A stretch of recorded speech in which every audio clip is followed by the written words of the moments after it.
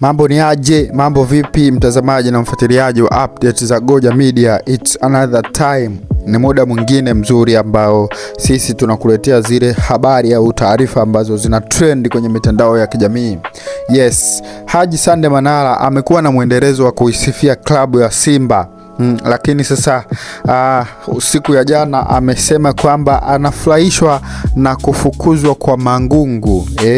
Yes, ameonekana kufurahishwa na jambo ama uamuzi ambao wameufanya viongozi wa Simba Sports Club, lakini pia akiwemo tajiri ama mwekezaji huyu bosi, rais wa heshima wa klabu ya Simba Mohamed Dewji, ambapo walichukua maamuzi ya kumfukuza kazi ama kumsimamisha kazi Murtaza Mangungu aliyekuwa mwenyekiti wa klabu hiyo ya Simba Sports Club siku ya juzi.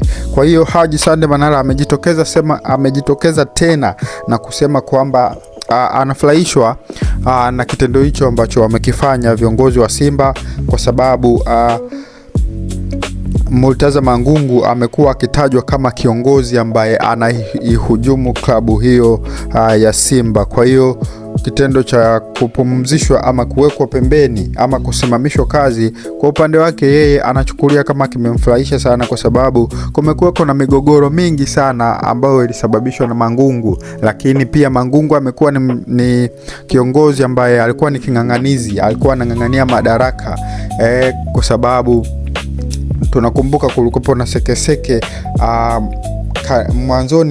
mwishoni mwa msimu, ilikuwa katikati mwa msimu ulioisha. Yes, wachezaji walikuwa hawana performance nzuri, mashabiki wakawa wanamlaumu sana Mangungu. Ikafikia stage mpaka Mangungu siku anatoka uwanjani, mashabiki wakampiga.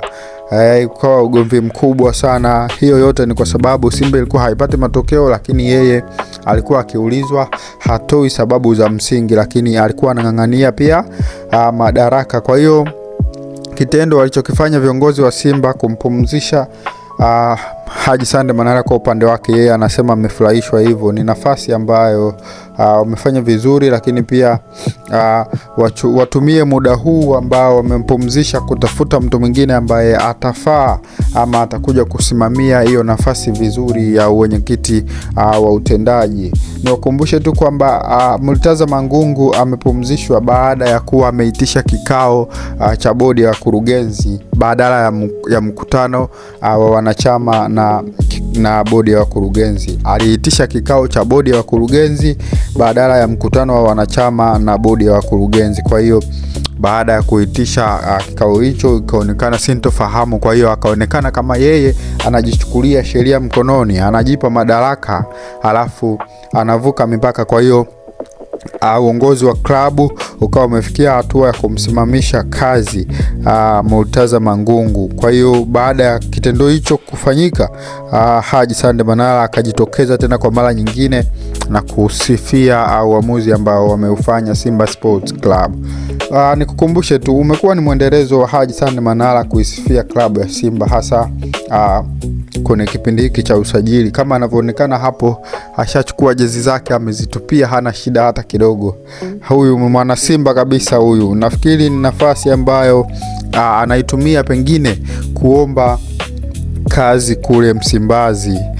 Mimi na wewe hatujui, lakini mimi nahisi ni nafasi ambayo anaitumia kuomba kazi kule Msimbazi. Kumbukwe tu kwamba ana kazi pale Wasafi. Sasa I don't know kwamba anataka aache kazi Wasafi au vipi, ama kwa sababu ana mapenzi na klabu ya Simba anataka akafanye kazi Simba Sports Club.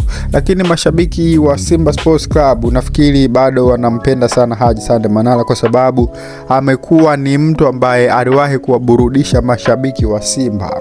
Kama wewe ni shabiki wa Simba ambaye umeanza juzi, basi ukipata muda waulize mashabiki wa Simba ambao wameanza kuijua Simba miaka ya 2017, 18, 19, 2000 hivyo.